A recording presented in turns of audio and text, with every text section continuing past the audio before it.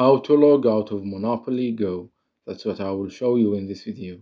But before we begin, make sure to subscribe to the channel and ring the bell to get notified whenever a new video is uploaded. With that said, let's get started. So the process is very easy and simple. Just follow these steps. Go ahead and open up your app. And once you do that, click on the three lines at the top right and then click on settings at the bottom. You will get to this page right here where you will see there's an option at the bottom that says connect account.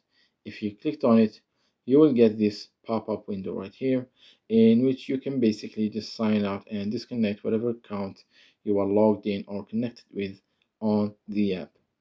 And once you disconnect your account, you will be signed out of Monopoly Go. It's that easy and simple. So that was it for this video. That's how you can sign out of Monopoly Go. If you have any questions, please leave them in the comment section down below. With that said, see you in the next video.